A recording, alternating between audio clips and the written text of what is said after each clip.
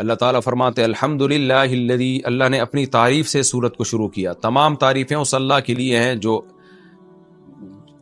جو مالک ہے ان تمام چیزوں کا جو آسمانوں میں ہے، وما فی الارض، اور زمین میں، اور آخرت میں بھی قابل تعریف وہی ہوگا، دنیا میں بھی ہے اور آخرت میں بھی. وہو الحکیم، وہ حکمت والا ہے کہ کوئی بھی چیز اس نے بغیر حکمت کے پیدا نہیں کی، کوئی کام بغیر حکمت کے نہیں کیا. الخبیر، اور انسانوں کے اور ہر چیز کے حالات سے باخبر بھی ہے. کیسا باخبر ہے اب اس کی اللہ ڈیٹیل بتا رہے ہیں، کیونکہ میں بار بار کہتا ہوں نا کہ معبود ہونے کے لیے دو چیزوں کا ہونا ضروری ہے، کہ علم بھی کامل ہو، قدرت بھی کامل ہو. تو اللہ نے اس میں اپنی قدرت کا بھی تذکرہ کیا اور علم کا بھی. اب علم کتنا کامل ہے؟ یعلم ما یلج فی الارض، جو زمین میں داخل ہو رہی ہے جو چیزیں، وہ ان تمام چیزوں کو جانتا ہے. وما یخرج منہا، اور جو کچھ زمین سے نکل رہا ہے، کتنے نباتات ہیں جو زمین سے نکلتے ہیں دن رات، اربوں کھربوں ہیں، سب کچھ جانتا ہے. وما ينزل من السماء، اور جو آسمان سے نازل ہوتا ہے پانی. وما يعرج فیہا، پانی بھی اور جو کچھ بھی آسمان سے نازل ہوتا ہے اور جو کچھ آسمان کی طرف جاتا ہے سب کچھ جانتا ہے. وہو الرحیم، اے اللہ جب تو اتنا کچھ جانتا ہے اور تیری قدرت بھی کامل ہے تو فوراً پھر تجھے نہ ماننے والوں کو تو عذاب کیوں نہیں دے دیتا؟ اس کا اللہ نے جواب دیا وہ رحم کرنے والا اور مغفرت کرنے والا ہے، تو رحم کی وجہ سے مہلت دیتا ہے اور توبہ کی وجہ سے گناہوں کو معاف کر دیتا ہے. وقال الذین کفروا، اور کافر لوگ یہ کہتے ہیں، کیونکہ اگر آپ قیامت کا انکار کریں گے تو پھر اللہ کی باتوں کو کون مانے گا؟ کیونکہ جب حساب و کتاب کا خوف ہی نہیں ہوگا. تو اللہ اب کافروں کی شکایت بیان کر رہے ہیں. کافروں سے جو شکایت ہے وہ کہتے ہیں لا تاتینا الساعہ، قیامت ہم پہ نہیں آئے گی. کیوں نہیں آئے گی؟ اس کا اگلی آیات میں تذکرہ کیا کہ بھئی ایسا کیسے ہو سکتا ہے، ہم مٹی ہو گئے تو دوبارہ زندہ ہوں گے. قل، اے نبی آپ ان سے کہہ دیجئے بلا، کیوں نہیں آئے گی بھئی، وربی، میرے رب کی قسم، لتأتینکم، ضرور بضرور تم پر قیامت آئے گی. عالم الغیب، وہ غیب کا علم رکھتا ہے، تمہارے پاس علم نہیں ہے. تم فیوچر کا دعویٰ کیسے کر سکتے ہو کہ نہیں آئے گی؟ علم تمہارے پاس تھوڑی ہے فیوچر کا، اللہ کے پاس ہے. تو وہ اللہ وحی کے ذریعے بتا رہا ہے کہ لازمی آئے گی اور اس کا علم کامل ہے، لہذا اس کی بات مان لو کہ قیامت آئے گی. اس کا علم کتنا کامل ہے، لا یعزب عنہ مثقال ذرۃ فی السماوات، آسمانوں میں ذرے کے برابر بھی کوئی ایسی چیز نہیں ہے جو اس سے غائب ہو. ولا فی الارض، اور نہ زمین میں. ولا اصغر من ذلک، اور نہ کوئی ذرے سے چھوٹی کوئی چیز اور نہ بڑی. الا فی کتاب مبین، مگر یہ کہ یہ تمام کی تمام چیزیں کتاب مبین میں ہیں.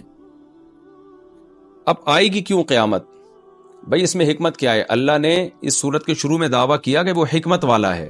تو اب سوال پیدا ہوتا ہے بھئی کیوں آئے گی، اللہ کو کیا ضرورت ہے؟ اللہ فرماتے ہیں یہ اس لیے اللہ قیامت کو قائم کرے گا کہ اگر قیامت قائم نہ ہو تو اچھوں کو ان کا اچھا بدلہ نہیں ملے گا اور بروں کو سزا نہیں ملے گی.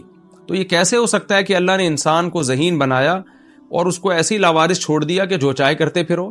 اس دنیا میں ایسے لوگ بھی ہیں جنہوں نے ہزاروں لاکھوں انسانوں کا قتل کیا، ظلم کرتے رہے، ماؤں کے قتل کیے، باپوں کے قتل کیے، وراثتیں کھا گئے وہ. اور ایسے لوگ بھی ہیں جنہوں نے بڑی خدمتیں کی انسانیت کے لیے اور دنیا کے لیے بہت اچھا پیغام دے کے گئے ہیں. تو اللہ کہتے ہیں اگر قیامت قائم نہ ہو تو اس کا مطلب سب کو مار کے مٹی کر کے ختم کر رہا ہوں، تو یہ کیسے ہو سکتا ہے؟ اس لیے قیامت ضرور آئے گی.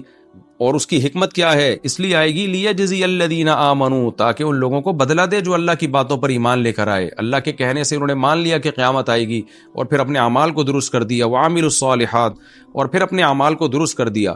تو پھر ان کو کیا ملے گا اجر؟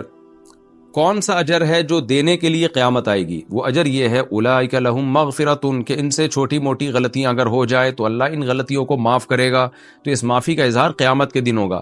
ورزق کریم، اور ان کو عمدہ روزی ملے گی ان کے اعمال کے بدلے میں. تو یہ قیامت لائے بغیر ممکن نہیں ہے کیونکہ دنیا میں یہ سب کچھ نہیں ہوتا.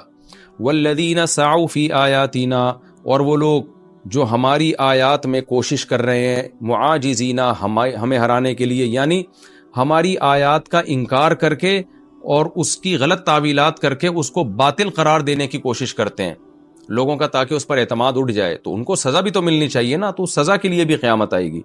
اولئک لہم عذاب، یہ وہ لوگ ہیں جن کو عذاب ملے گا، من رجز علیم، سخت دردناک پکڑ کا عذاب ہوگا وہ.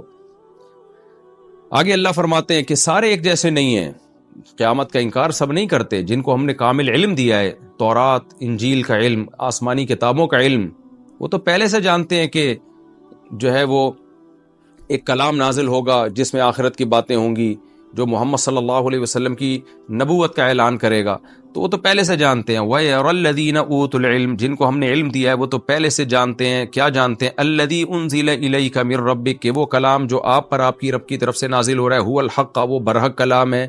وَيَهْدِي إِلَى صِرَاطِ الْعَزِيزِ الْحَمِيدِ، اور وہ یہ بات بھی جانتے ہیں کہ یہ ایک ایسے راستے کی طرف رہنمائی کر رہا ہے جو زبردست غالب بادشاہ اور قابل تعریف بادشاہ کا راستہ ہے. تو ایسے راستے کی طرف قرآن رہنمائی کرتا ہے. وقال الذین کفروا، اللہ نے یہ بھی بتا دیا کہ قیامت آنے میں حکمت کیا ہے. یہ بھی ایک دلیل ہے، کیونکہ اگر قیامت نہیں آئے گی تو اچھے برے سب برابر ہو جائیں گے. یہ تو اللہ کی طرف ظلم کی نسبت ہے کہ اللہ تو نے اچھوں کو نہ بدلہ دیا اچھائی کا، نہ بروں کو سزا دی، تو سب کو مار کے مٹی کر کے برابر کر دیا. تو یہ تو ایک بڑی، یعنی یوں سمجھیں کہ دنیا کی کوئی حکومت بھی اس طرح کی فضول کام نہیں کرتی اور اس طرح کی دھاندلی نہیں کرتی کہ اچھے شہریوں اور برے شہریوں میں فرق نہ رکھے وہ. تو اللہ کیسے کر سکتا ہے یہ؟ تو لیکن ایک اشکال ہوتا ہے کہ پھر یہ مر کے مٹی ہو کے ہم ختم کیوں ہو جاتے ہیں؟ تو اس کا اللہ جواب دیتے ہیں کہ ان کافروں کو دیکھو یہ کیسی باتیں کرتے ہیں اور محمد صلی اللہ علیہ وسلم کا کیسا مذاق اڑاتے ہیں.